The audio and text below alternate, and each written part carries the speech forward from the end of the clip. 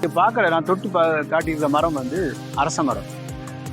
அரச மரம் வந்து பொதுவாக எல்லாருக்கும் தெரிஞ்ச மரம். அரச மரம் தெரியாதவங்க இருக்க முடியாது.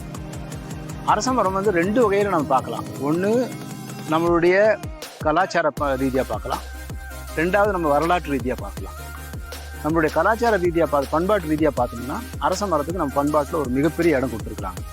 இப்போ இல்லை, சிந்து சமவெளி நாகரிக காலத்துலேருந்தே அதுக்கு முன்னாடி இருந்தே கூட அரச மரத்துக்கான ஒரு மிகப்பெரிய இடம் வந்து நம்மளுடைய பண்பாட்டில் இருந்திருக்கு. அந்த காலத்தில் அரசர்கள் வந்து இந்த மரத்துலாம் குதிரைகள் கட்டியிருக்கிறாங்க. ஏன் அரச மரம் பேர் வந்துச்சுன்னா, இந்த அரசர்கள் அதை வந்து ஒரு முக்கியமான இடமா பயன்படுத்தினாலும் அது அரச மரம் பேர் வந்துச்சு.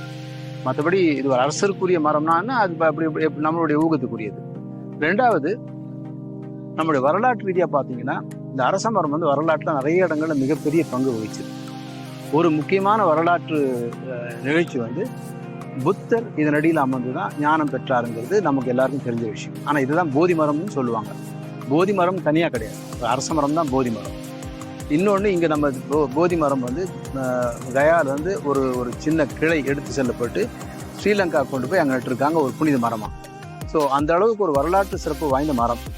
இது கிட்டத்தட்ட கிழக்கு ஆசியா பூராவுமே இருக்கிற மரம், இயற்கையாகவே இயல்பாகவே இருக்கக்கூடிய மரம். ஒரு அரச மரத்தினுடைய இதை பார்க்கணுன்னா, நீங்கள் வந்து அது காய்கள் காய்க்கும் போது ஒரு நிமிஷம் அரச மரத்தில் உட்கார்ந்தீங்கன்னா எத்தனை விதமான பறவைகள் வருது, எவ்வளோ விதமான சத்தங்கள் நீங்கள் கேட்குறீங்க அப்படிங்கிறத நீங்கள் பார்த்துக்கலாம்.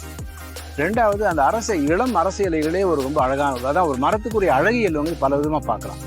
ஒரு மரம் வந்து இப்போ இந்த மரம் அழகாக இருக்குதானா, இந்த மரம் எனக்கு அழகாக தான் இருக்குது. ஏன்னா இதனுடைய இந்த மாதிரி ஒரு மடிப்பாக வந்த ஒரு அந்த தண்டும் சரி, அல்லது வந்து அதனுடைய ஓங்கி உயர்ந்திருக்கிற தன்மையும் சரி, இந்த இப்படி ஒரு அண்ணாந்து பார்க்குற அந்த இதே வந்து அது மனசுக்கு ஒரு மிகப்பெரிய இதுக்குரிய எந்த உயரம். ஒரு மலையை பார்க்கும்போது ஒவ்வொன்று பார்க்குறீங்க இல்லையா, அந்த மலைக்குரிய அந்த அதிசயம் வந்து நம்ம மனசுக்குள்ளேயும் போய் இறங்கும். அந்த மலை, அதான் அந்த மலை எவ்வளோ உயரமாக, ஒவ்வொரு மரமும் சரி உயரமான விஷயங்களை பார்க்கும்போது நம்ம மனசுக்குள்ள அந்த உயரம் வந்து தன்னால் இறங்கும். இதெல்லாம் வந்து நமக்கு அது இயற்கை தரக்கூடிய ஒரு உணர்வு. 2வது, இந்த அரச மரம் வந்து சொல்லுவாங்க ஆக்சிஜன் நிறைய வெளியிடுதுன்னா, இது ஒரு விஞ்ஞானபூர்வமாக நிரூபிக்காத உண்மைகள் நிறைய இருக்குது. ஆனால் அது நிறைய வெளியிடுதோ அது குறைவாக வெளியிடுதோ அந்த பிரச்சனைக்குள்ள நம்ம போக வேண்டாம். ஆனால் அரச மரமும் ஆக்சிஜன் வெளியிடுது, அது முக்கியமான விஷயம். இந்த அரச மரத்துக்கு வந்து என்னென்னா, அந்த இலைகள், இளம் இலைகள் பார்த்தீங்கன்னா ஒரு தாமிர நேரத்தில் தகதகான்னு இருக்கும். அந்த இலைகள், புதிய இலைகள் வரும்போது அந்த சீசனில் அந்த மரம் ரொம்ப அழகாக இருக்கும், அவ்வளோ அழகாக இருக்கும் அரச மரம் வந்து. இந்த அரச மரத்துக்கு இன்னொரு இதுவும் உண்டு. நம்மளுடைய நிறைய பண்பாட்டு நிகழ்ச்சிகளில், குறிப்பாக இந்த ஹோமம் போன்ற விஷயங்கள்ல இந்த அரச குச்சி வந்து ஒரு முக்கியமான பங்கு. அரச குச்சி அதில் நிறைய வகையான குச்சிகள் யூஸ் பண்ணுவாங்க. அரச குச்சிக்குன்னு ஒரு இடம் இருக்குது அதில். ஸோ அந்த மாதிரி நிறைய பண்பாட்டு விஷயங்களும் சரி, மற்ற விஷயங்களும் சரி. இன்னொன்று, இது வந்து நம்ம ஆங்கிலத்தில் கீ ஸ்டோன் ஸ்பீஷீஸ்ன்னு சொல்லுவோம்.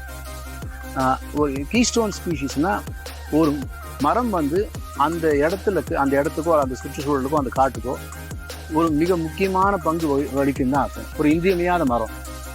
ஏன்னா இந்த மரத்தை சார்ந்து நூற்றுக்கணக்கான பறவைகளும், நூற்றுக்கணக்கான வண்ணத்தி பூச்சிகளும், நூற்றுக்கணக்கான மற்ற உயிரினங்கள், இது மேலே தொற்றிப்படுற தாவரங்களும், நூற்றுக்கணக்கான உயிரினங்கள் வந்து இது சார்ந்து வரும். இந்த ஒரு மரத்தை நாம் எடுத்துட்டோம்னா அந்த நூற்றுக்கணக்கான உயிர்களுடைய வாழ்விடங்களும் போயிடும்.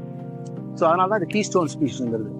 ஏன்னா இந்த ஒரு மரம் போயிடுச்சுன்னா அத்தனையும் வந்து அழியறதுக்கான வாய்ப்பு இருக்குது. ஸோ அந்த கீ ஸ்டோன் ஸ்பீஷீஸில், காடுகளில் இருக்க கீ ஸ்டோன் ஸ்பீஷீஸில் இது ஒரு மிக முக்கியமான மரம். ஸோ அந்த வகையில் இந்த கீ ஸ்டோன் ஸ்பீஷீஸை பாதுகாக்கிறது நம்மளுடைய முக்கியமான கடமை. அடுத்து, இது அரச மரத்தை ஒடிச்சிங்கன்னா எல்லாருக்கும் தெரிஞ்சுக்க, நீங்கள் பார்த்துருப்பீங்க, பால் வரும். அந்த பால் வரக்கூடிய மரங்கள் வந்து நம்மளுடைய பண்பாட்டு முறைக்கு மிக முக்கியமான மரங்கள். பால் வரக்கூடிய மரங்கள் எல்லாமே நமக்கு வந்து புனித மரங்கள். ஏன்னா பாலுங்கிறது நம்மளுடைய பண்பாட்டில் மிக முக்கியமான ஒரு விஷயம். நம்ம ஆணிரையிலேருந்து தான் அதை எடுக்கிறோம். பாலும் தேனும் பெருகி ஓடுதுன்னா அது பால் வரக்கூடிய மரங்களையும் நம்ம அதோடு தான் சேர்த்து வச்சு பார்க்குறாங்க. பொதுவாக பார்த்தீங்கன்னா பால் வரக்கூடிய மரங்களை வெட்ட மாட்டாங்க யாரும். நீங்கள் ஒரு மரம் வெட்டுறவங்க கூப்பிட்டு இது வெட்டுனா இது வெட்ட மாட்டான். ஏன்னா அவனுக்கு வந்து அது மேலே ஒரு பக்தி, ஒரு மரியாதை இருக்குது. பால் வரக்கூடிய மரத்தை வெட்டிட்டோம்னா நம்ம வந்து அது பாவம் செய்கிறோன்ட்டு. ஏன்னா அந்த கீ ஸ்டோன் ஸ்பீஷீஸ் நம்ம அழிக்கிறோங்கிற கான்செப்ட் வேறு விதமாக அவங்க புரிஞ்சு வச்சுக்கிறாங்க. ஆனால் இன்றைக்கி வந்து நம்ம அந்த மாதிரி இல்லாமல், ஒரு புல்டோஸருக்கு அது தெரியாது, ஒரு ஜேசிபிக்கு அது தெரியாது. ஜேசிபிக்கு வந்து இது வந்து கீ ஸ்டோன் ஸ்பீஷீஸாக, ஒரு பண்பாட்டு மரமாக, நமக்கு மற்ற வகையில் நம்ம வழிபாட்டுக்குரிய மரமாக, இதெல்லாம் தெரியாது. அரச மரத்தை வச்சு எவ்வளோ வழிபாட்டு இடங்கள் வச்சு இருக்குதுன்னு நீங்கள் உங்களுக்கு நீங்கள் பார்த்துக்கலாம். நிறைய வழிபாட்டு இடங்கள் அரச மரத்தை அடிப்படையாக வச்சு தான் இருக்குது. ஸோ அந்த வகையில் நம்மளுடைய பண்பாட்டோடும் சரி, நம்மளுடைய வழிபாட்டோடும் சரி, நம்மளுடைய நம்பிக்கைகளோடும் சரி, நம்மளுடைய வரலாற்றோடும் சரி, மிக ஒன்றி போயிருக்க ஒரு மரம் வந்து அரச மரம். இதுக்கு நமக்கு பொட்டானிக்கலா ஃபைக்கஸ் ரிலிஜியோசா அப்படின்வாங்க. ஃபைக்கஸ்ங்கிறது ஒரு பேரினம், ஒரு ஜீனஸ். அந்த ஃபைக்கஸ் பேருந்து தான் எல்லா வகையான அரசு ஆள் இது எல்லாமே வரும். அத்தி எல்லா வகைகளும் அந்த ஃபைக்கஸ்ங்கிற அந்த பேருந்து தான் போய் நிற்கும். இதுக்கு பேர் வச்சுருக்காங்க ரிலிஜியோசான்னு பேர் வச்சுருக்காங்க. ஏன்னா நமக்கு அது ரிலிஜியஸா முக்கியமான இடங்கள் வகிக்கனால அதுக்கு ரிலிஜியோசான்னு பேர் வச்சிருக்கிறாங்க. ஃபைக்கஸ் ரிலிஜியோசா.